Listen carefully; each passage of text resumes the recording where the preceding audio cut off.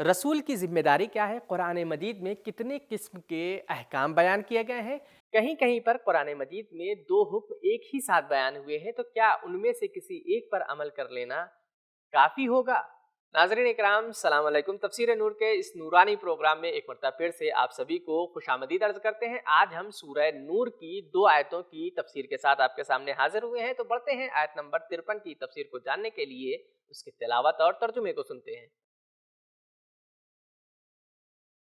किताब अंज़लनाहु इलैका मुबारकुन लियद्दब्बरू आयातिही वलियतज़क्कर उलुल अल्बाब। बिस्मिल्लाहिर रहमानिर रहीम।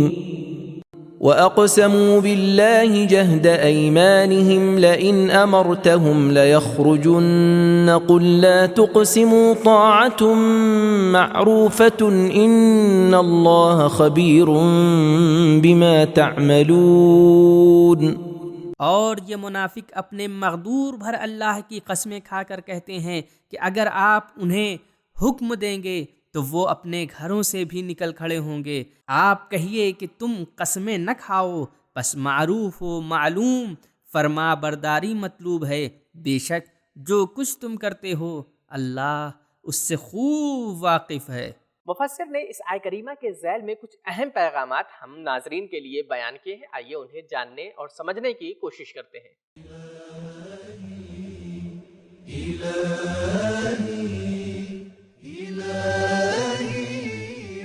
نمبر 1، ہر قسم پر بھروسہ مت کرو، اس لیے کہ منافقین مقدسات سے فائدہ اٹھاتے ہیں۔ نمبر 2، جتنا بھی اندر سے خالی ہوتا ہے اتنا ہی ظاہر بہت اچھا ہوتا ہے۔ نمبر 3، مسلمان ہونا زبان سے نہیں ہے بلکہ عمل ضروری ہے۔ نمبر 4، منافقوں کی قسم کو نہ مان کر ان کے غلط فائدے اٹھانے کا سدباب کیا جا سکتا ہے۔ نمبر 5، منافقین جان لیں کہ اللہ ان کے قول اور فعل دونوں کو جانتا ہے۔ تو یہ تھی آیت نمبر 53 کی تفسیر۔ آئیے بڑھتے ہیں آیت نمبر 54 کی تفسیر کی طرف اور سنتے ہیں اس کی تلاوت اور ترجمے کو۔ قل اطیعوا اللہ واطیعوا الرسول فإن تولوا فإنما علیہ ما حمل وعلیکم ما حملتم وإن تطیعوه تهتدوا وما علی الرسول الا البلاغ المبین۔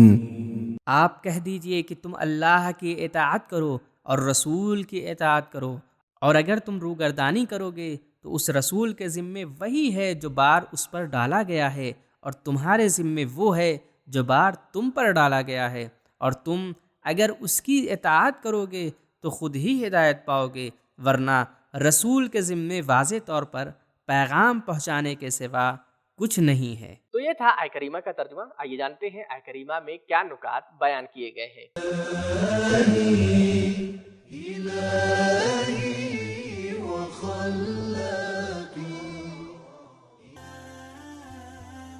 رسول صلی اللہ علیہ وآلہ وسلم کے احکام 2 قسم کے ہیں، ایک اللہ کے احکام اطیعوا اللہ اور دوسرے حکومت کے احکام اطیعوا الرسول۔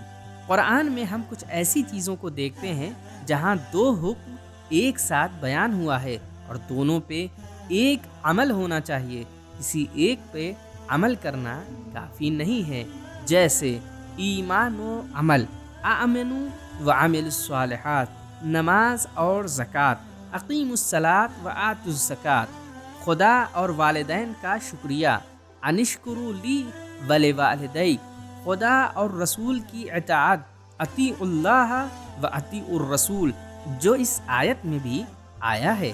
قرآن مجید میں ان تولو کا جملہ بہت زیادہ استعمال ہوا ہے، اور ہر جگہ خداوند عالم اپنے پیغمبر کو تسلی دیتا ہے کہ لوگوں کی بے توجہی اور بے رخی سے تبلیغ کے سلسلے میں مت گھبراؤ۔ تو ہم نے آیہ کریمہ کے نکات کو بخوبی جان لیا ہے۔ بڑھتے ہیں آیہ کریمہ کے پیغامات کی جانب اور اسے سمجھنے کی کوشش کرتے ہیں۔